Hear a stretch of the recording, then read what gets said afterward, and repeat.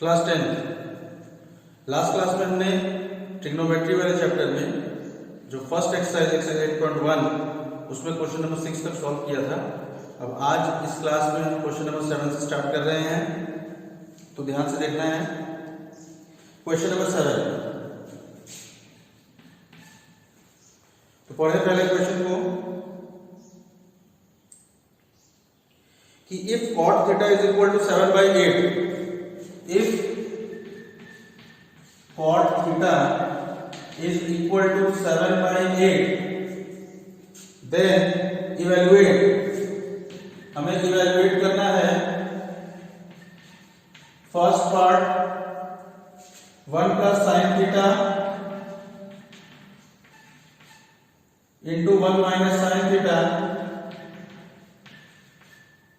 upon 1 plus cos theta into 1 minus cos theta। ये first part है और second part है हमारा cot स्क्वायर थीटा। ठीक है, तो देखो इसमें अगर हम फर्स्ट पार्ट की बात करें, हमें देखो इसमें cot theta is equal to 7/8 दिया हुआ है, यानी कि cot थीटा की वैल्यू गिवन है। अब हम सपोज फर्स्ट को सॉल्व करने जा रहे हैं, सॉल्यूशन फर्स्ट यानी कि 1 plus sin theta into 1 minus sin theta upon 1 plus cos theta into 1 minus cos theta. अब ये जो हमें न्यूमरेटर और डिनोमिनेटर में दिख रहा है, ये a plus b into a minus b का फॉर्म बना रहा है। a plus b into a minus b, where a is equal to 1 and b is equal to sin theta। तो a plus b into a minus b का formula क्या होता है? a square minus b square. तो ये हो जाएगा 1 square minus b square यानी कि sin स्क्वायर थीटा अपॉन, अब सिमिलरली नीचे में भी देखो a plus b into a minus b, तो ये भी हो जाएगा a square minus b square. तो यहाँ पे a इक्वल्स टू 1 है और b is equal to cos theta है, तो ये हो जाएगा 1 square minus cos square theta. अब इसके बाद इसको हम लिख सकते हैं 1 का स्क्वायर तो 1 ही होगा minus sin square theta upon 1 का स्क्वायर यहाँ भी 1 ही होगा माइनस cos स्क्वायर थीटा। अब इसके बाद ध्यान देना कि जो ऊपर 1 माइनस साइन स्क्वायर थीटा है और डिनोमिनेटर में 1 माइनस cos स्क्वायर थीटा है, यहां पे हम एक आइडेंटिटी का इस्तेमाल करने जा रहे हैं जिसका कि प्रूफ हमने बताया हुआ है। ठीक, तो कौन सी आइडेंटिटी का इस्तेमाल करना है? हम देखो, हमें मालूम है कि sine square theta plus cos square theta is equal to 1 होता है। ये आइडेंटिटी हमने पढ़ा है कि sin square theta plus cos square theta equals to 1। तो अब इसमें जैसे 1 माइनस sin स्क्वायर थीटा है ऊपर, तो अगर हम sin स्क्वायर थीटा को उस तरफ लेके जाएं तो इधर क्या बचा रहेगा? cos square theta is equal to 1 minus sin square theta. ठीक है, यानी कि 1 माइनस sin स्क्वायर थीटा की जगह हम cos स्क्वायर थीटा लिख सकते हैं। सिमिलरली जो नीचे 1 माइनस cos स्क्वायर थीटा है, अगर हम इसी फॉर्मूले में अगर हम cos स्क्वायर थीटा को उधर लेके जाएं तो sin square theta is equal to हो जाएगा 1 माइनस cos स्क्वायर थीटा, यानी कि 1 माइनस cos स्क्वायर थीटा की जगह हम sin स्क्वायर थीटा लिख सकते हैं। तो ये हो जाएगा, देखो 1 माइनस sin स्क्वायर थीटा की जगह हमने लिख दिया cos square theta upon 1 minus cos square theta की जगह हमने लिख दिया sin स्क्वायर थीटा। ठीक है ना, अब इसको हम ऐसे लिख सकते हैं क्या? cos theta upon sin theta इस पूरे का स्क्वायर, क्योंकि दोनों में स्क्वायर लगा हुआ है तो cos theta upon sin theta का ये पूरा का स्क्वायर हो जाएगा। अब इसके बाद cos theta upon sin theta क्या होता है? cot थीटा, तो ये हो जाएगा cot, और चूंकि स्क्वायर है तो ये हो जाएगा cot स्क्वायर थीटा। और cot थीटा की वैल्यू हमें गिवन है क्वेश्चन में 7/8, तो ये हो जाएगा 7/8 का, क्योंकि ये स्क्वायर है तो 7/8 का स्क्वायर यानी कि 49/64।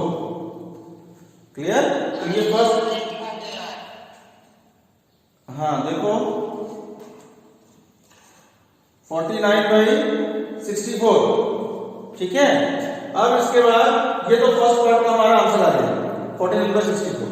अब सेकंड पार्ट में देखो, इसमें भी हमें cos स्क्वायर थीटा ही पूछ रहा है, तो cos स्क्वायर थीटा तो अभी तुमने निकाला कितना है 49/64, या फिर अगर हम यही कर दें सेकंड वाले पार्ट को, cos square theta is equal to 7/8 whole square यानी कि 49/64, ठीक है। तो इसमें दो पार्ट्स थे, दोनों पार्ट सॉल्व हो गए। चलो अब next question.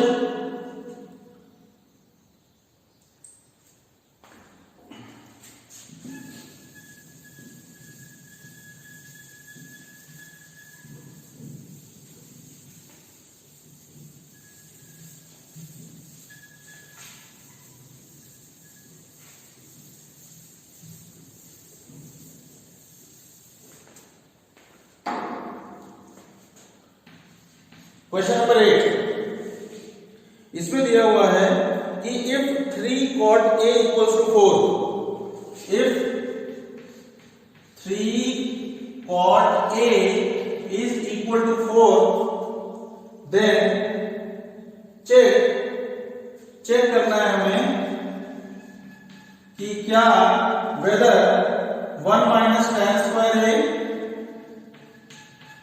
upon 1 plus tan square A, 1 plus tan square A is equal to cos square A minus sin square A, ठीक है। हमें इसको चेक करना है, मतलब हमें यहां पे सिंपल वैल्यू पुट करनी है tan A की, यहां पे दोनों पे न्यूमरेटर और डिनोमिनेटर पे, तो लेफ्ट हैंड साइड की कुछ वैल्यू आएगी। इसी तरह हमें cot A अगर यहां से निकाल सकते हैं cot A की वैल्यू, फिर वहां से हमें cos A और sin A की वैल्यू निकालनी पड़ेगी, और फिर यहां हम रख देंगे तो ये राइट हैंड साइड की वैल्यू आ जाएगी। तो हमें बस ये चेक करना है कि क्या लेफ्ट हैंड साइड और राइट हैंड साइड दोनों की वैल्यू सेम है, ठीक है। तो देखो इसमें सॉल्यूशन में 3 cot A is equal to 4 दिया हुआ है, 3 cot A is equal to 4, तो यहां से cot A is equal to कितना हो जाएगा 4/3, 3 को हम डिवाइड कर देंगे। और देखो LHS के लिए हमें tan A की जरूरत है, तो tan A अगर हमें cot A मालूम है तो tan A हम निकाल सकते हैं, tan A is equal to 1/cot A होता है, इसका मतलब इसको हम सिर्फ उल्टा कर दें रेसिप्रोकल, तो ये हो जाएगा 3/4, क्लियर है। तो tan A is equal to हो गया 3/4। अब इसके बाद हमें राइट हैंड साइड के लिए cos और sin की भी जरूरत है, तो हम क्या करेंगे, हम एक राइट एंगल ट्रायंगल बनाएंगे। सपोज ये हमारा एंगल A है, ये B है और ये C है। तो देखो हमें दिया क्या हुआ है cot A is equal to 4/3, तो cot क्या होता है बेस बाय परपेंडिकुलर होता है, यानी कि ये हो जाएगा 4k बेस और परपेंडिकुलर हो जाएगा ये 3k। एंगल A के सामने का साइड परपेंडिकुलर और ये 4k जो है वो बेस हो जाएगा और ये लॉन्गेस्ट साइड जो है वो हाइपोटेन्यूज रहेगा। तो सबसे पहले हम इस हाइपोटेन्यूज को कैलकुलेट करें, तो हाइपोटेन्यूज कैलकुलेट करने का तरीका क्या है, पाइथागोरस थ्योरम। तो यूजिंग पाइथागोरस थ्योरम हम लिख सकते हैं कि AC square is equal to AB square plus BC square, तो AB स्क्वायर यानी कि 4k square plus BC square यानी कि 3k का स्क्वायर, ये हो जाएगा 16k square plus 9k square is equal to 25k square. तो अब इसके बाद AC is equal to square root of 25k square यानी कि 25 का हो गया 5, k स्क्वायर का हो गया k स्क्वायर रूट। तो अब हमारा ये जो हाइपोटेन्यूज है ये हो गया 5k। अब हमें cos a और sin a की वैल्यू निकालते हैं। अगर यहीं पे अगर हम लिखते हैं cos a is equal to क्या होगा, बेस अपॉन हाइपोटेन्यूज। तो बेस है हमारा 4k, हाइपोटेन्यूज है 5k, 4k upon 5k, k से ये k कैंसिल हो जाएगा, यानी कि cos a की वैल्यू हो जाएगी 4/5। सिमिलरली sin a के लिए sin a is equal to perpendicular upon hypotenuse. तो परपेंडिकुलर है हमारा 3k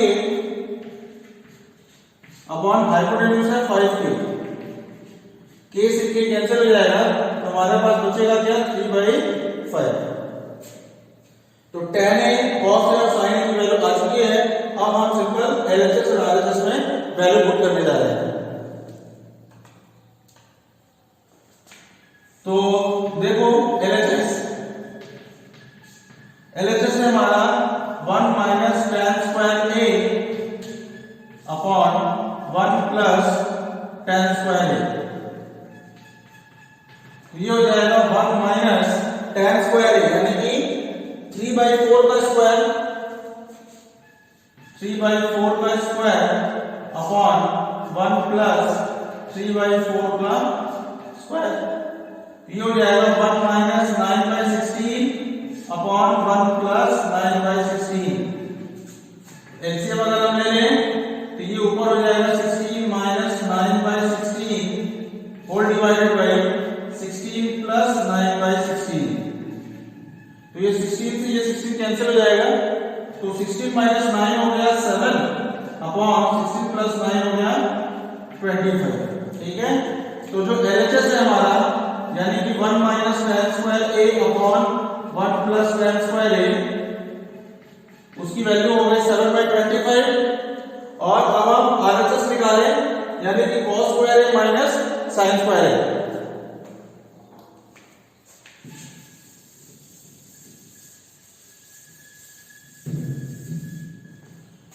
cos स्क्वायर a पहले निकाल लें।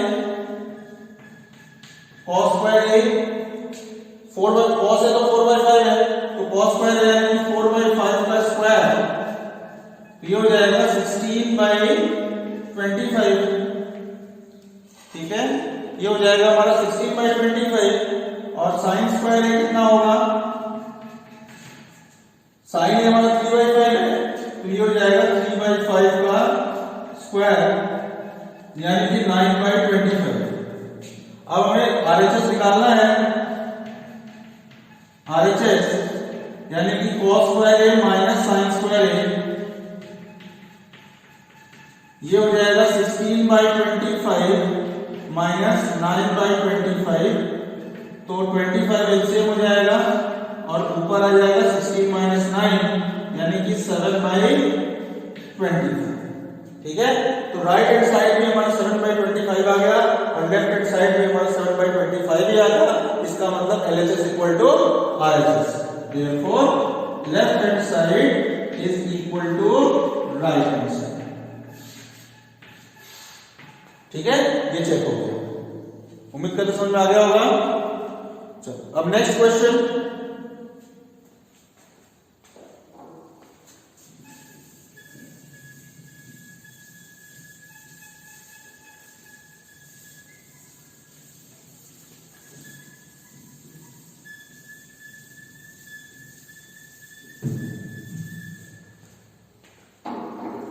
Next question number 9।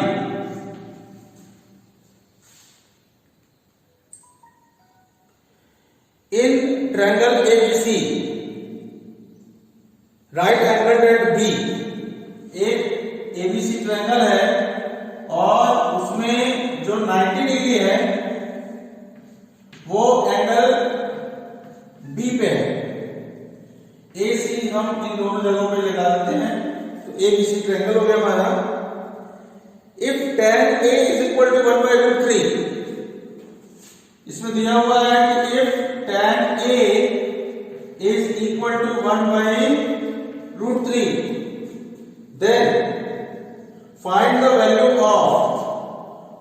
Value of, इसमें भी दो पार्ट हैं, sine A into cos C plus cos A into sine C, और सेकंड पार्ट में है cos A into cos C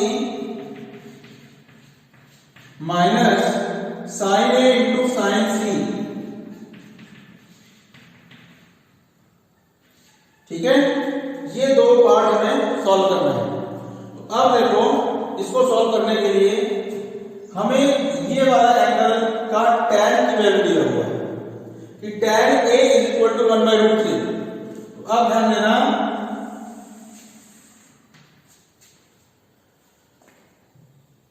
given हमें क्या है, अगर हम सॉल्यूशन की बात करें, गिवन हमें है tan A is equal to 1/√3। ठीक है, अब tan, हमें सिर्फ ये सोचना है कि ये जो 1/√3 है वो tan में किस एंगल की वैल्यू होती है, tan में 1/√3 किस एंगल की वैल्यू होती है। तो अगर हम थोड़ा याद करें, tan 30 डिग्री की वैल्यू 1/√3 होती है। ठीक है, तो यहां हम लिख सकते हैं कि tan A is equal to, ये जो 1/√3 है इसकी जगह हम लिख सकते हैं tan 30 डिग्री। ठीक है, tan A is equal to tan 30 degree. अब देखो दोनों तरफ tan है, अगर हम कंपेयर करें तो A इज इक्वल टू कितना हो जाएगा, 30 degree. A is equal to 30 degree. तो ये जो हमारा एंगल है वो 30 डिग्री हो गया। तो ये एंगल C कितना हो जाएगा भाई, क्योंकि ट्रायंगल में तीनों एंगल का सम तो 180 डिग्री होता है। अगर ये 30 डिग्री है, ये 90 डिग्री है, तो ये दोनों को प्लस करने पे 120 डिग्री आ गया। इसका मतलब एंगल C हमारा कितना आ गया, 60 डिग्री। बात समझ में आया? चलो अब हम क्या करेंगे, ये 30 डिग्री हो गया, ये 60 डिग्री हो गया। अब हम ये निकालेंगे कि sine A cos C plus cos A sin C, इन सबको देखते हैं। जैसे देखो फर्स्ट पार्ट, साइन A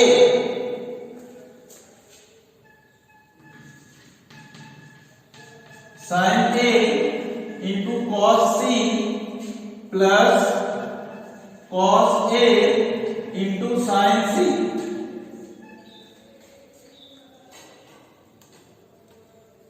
अब देखो ये हो जाएगा साइन A कितना है हमारा, 30 डिग्री, तो sine 30 degree into cos C कितना है हमारा, 60 डिग्री,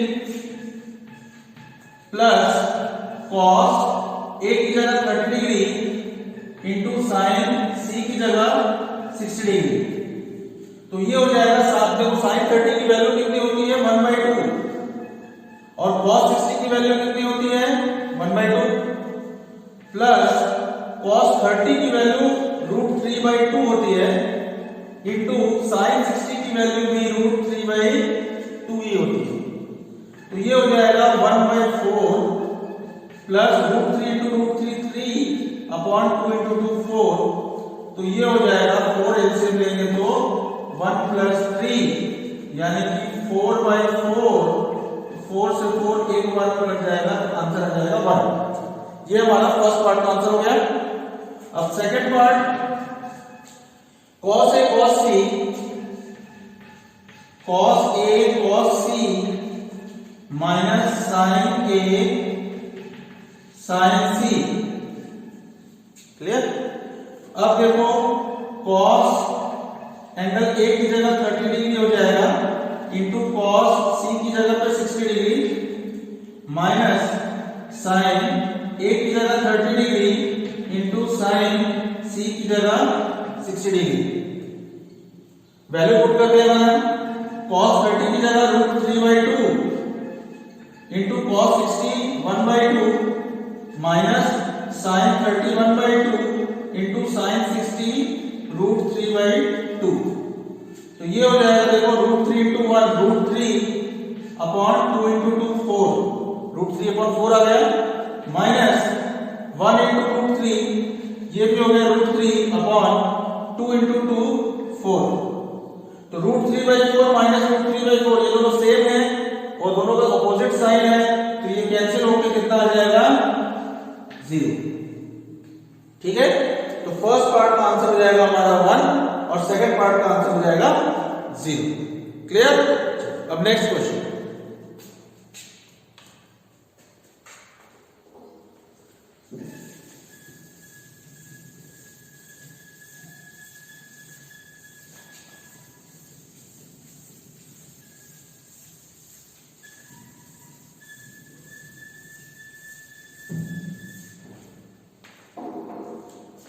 क्वेश्चन नंबर 10।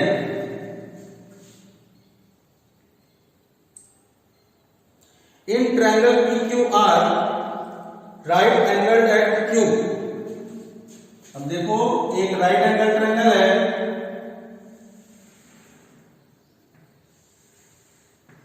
इसमें राइट एंगल जो है वो Q पे है।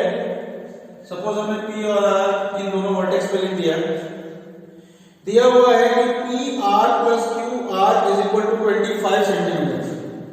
गिवन है हमें PR plus QR is equal to 25 centimetre and PQ is equal to 5 centimetre. PQ is equal to 5 centimetre. तो determine the values of, find the values of sin P, cos P and tan P। ठीक है, ये चीज हमें निकालना है। तो देखो इसमें PQ इज इक्वल टू 5 दिया है, तो PQ हमारा 5 सेंटीमीटर हो गया। सपोज हमने ये जो हाइपोटेन्यूज है इसको हमने x मान लिया है, PR को। तो अगर हम इस PR को x मान लें तो ये QR कितना होगा?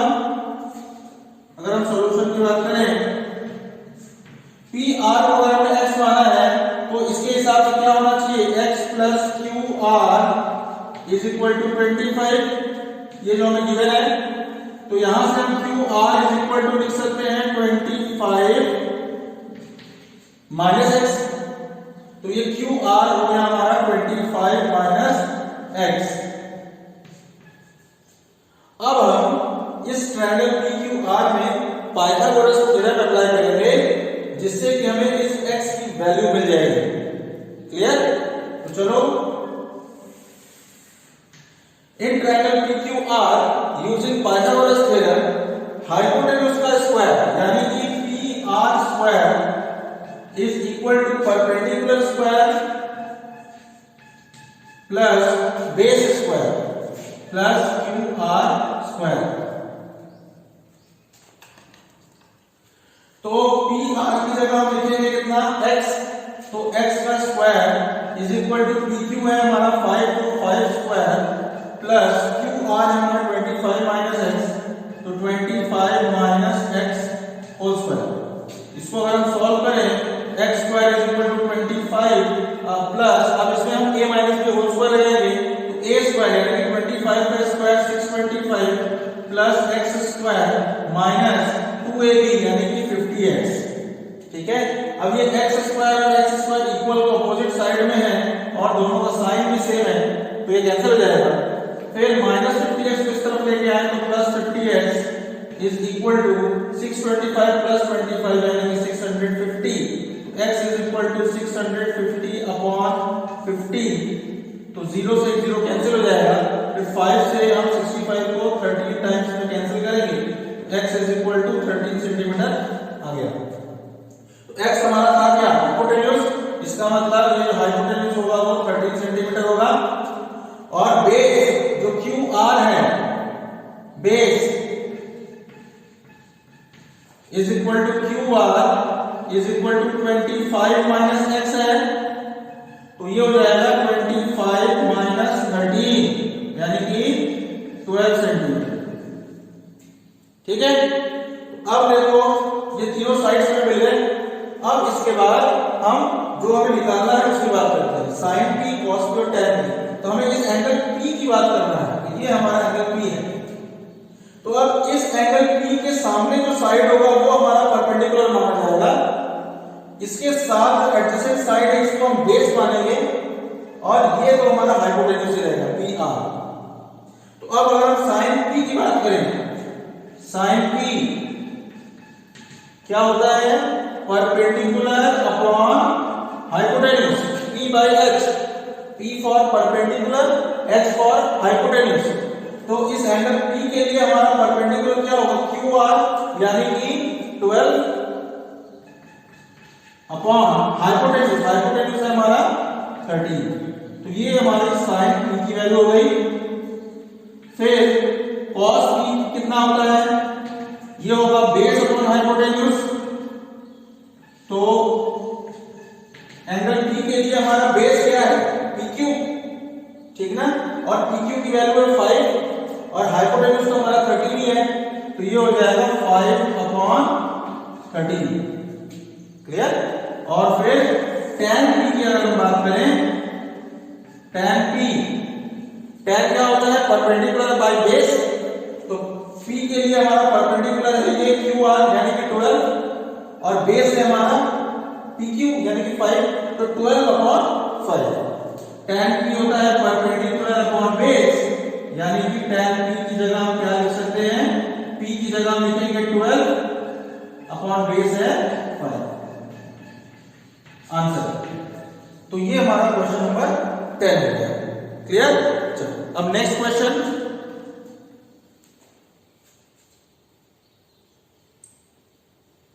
Question number 11, state whether the following are true और फॉल्स। सही या गलत बताना है, जस्टिफाई योर आंसर। तो देखो first, the value of tan A is always less than 1।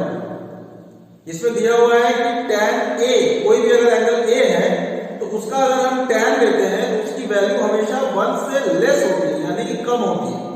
तो ये बात सही है या गलत है? तो देखो भाई ये बात गलत है, 1 से ज्यादा भी tan की वैल्यू होती है।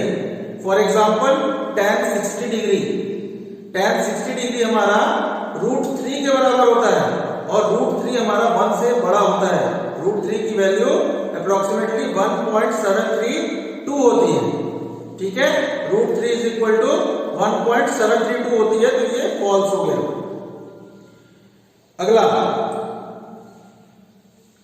Set A is equal to 12/5 for some values of angle A। ठीक है, किसी एंगल A के लिए हमारा जो सेट की वैल्यू होगी वो 12/5 है, ठीक है। तो क्या ये सही है या गलत?